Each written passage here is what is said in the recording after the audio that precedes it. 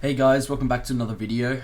So in this one, I'm going to be doing a review of the Apex Pro Mini. Keyboard just got released. It's pretty decent in my opinion. I've used the Apex Pro TKL in the past, but I always had a couple problems with it. I preferred smaller keyboards because I didn't really need the arrow keys as much, but they've released this, so yeah, let's get right into the review. So the first thing I can say about this keyboard is it definitely feels like it's good quality. There's no real, you can't bend it really, like it's a nice kind of stable design. The way they've built it, I think they built it good. I think it's a bit odd that they've added the cool rubber part that it actually gets stored in. I think definitely helps with it not shifting. It's kind of like an extra rubber like base thing to stop it from moving. So it definitely doesn't move. Even on a glorious Triple XL, which is the mouse pad I put it on, it's very stable. Like I have to literally poke it to move it. Like, and that's like decent force. Like I'm actually almost like hurting my finger doing that.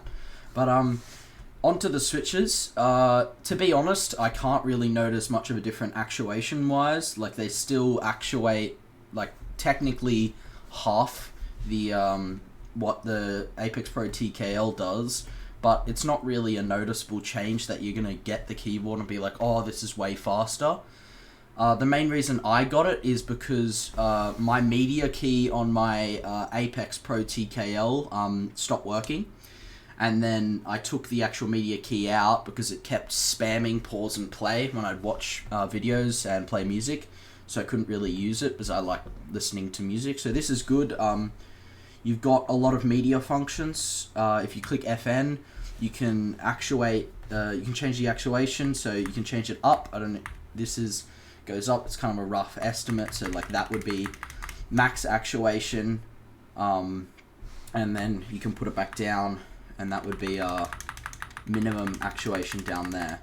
You've also got, one of the things that I find a bit strange about this keyboard is they have the arrow keys over here, so you can't use the same finger. Like on the GK61, you press down the key which is here, and you use the arrow keys like that, which makes it easier if you want to like just click there and use the arrow keys. But to be honest, I think it's a very, very good keyboard. Like it's gonna last. The switches feel really nice. In my opinion, I think they definitely are smooth and nice. Like they're not gonna be a top tier switch like if you're gonna make your own custom keyboard. But I definitely think if you're just a normal gamer that wants to get a fast, durable keyboard that's gonna last them a while and they can take it around places, I definitely think you're not gonna be unsatisfied with the product. One thing that I have to add is I bought it off of Amazon US, and I'm in Australia, and in all up Australian it came to about I think it was $320, which US I think it's a bit cheaper than that. That was including shipping for it to get here.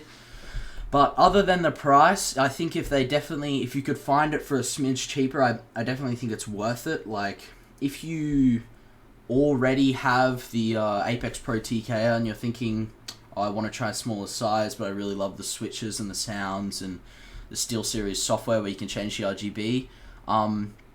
If you have the money, of course, it's your choice, but I wouldn't necessarily recommend buying it if you have that. Like, if everything's all good with that, like, I mean, maybe you could if you really wanted to, but I don't think it's like a necessary upgrade. You're not going to be getting much of a tangible difference once you've actually bought this. Like obviously it's smaller, so I play like this. It's a lot easier when I'm playing rather than a TKL. Like if I play with a TKL, it has to be like all the way out here for it to not overlap onto my mouse pad.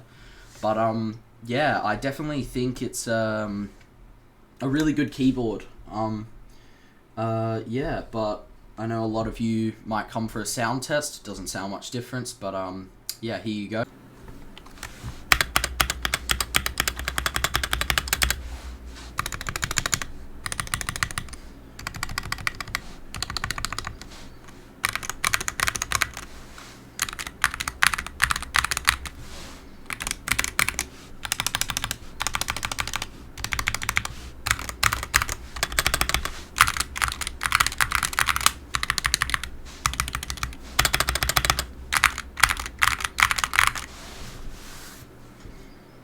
So yeah, that is it for the review. I hope you enjoyed it. If you have any other questions about the keyboard, let me know. I just thought I'd add, I actually had to turn down the brightness of this keyboard because it was picking up on my webcam. If you'd like to see what the full brightness is, this is what it looks like. It gets a bit bright for my my camera, but yeah, this is what it looks like. I have put in keycaps on this that I got from my my GK61 a while ago. But yeah, just a final look at the keyboard.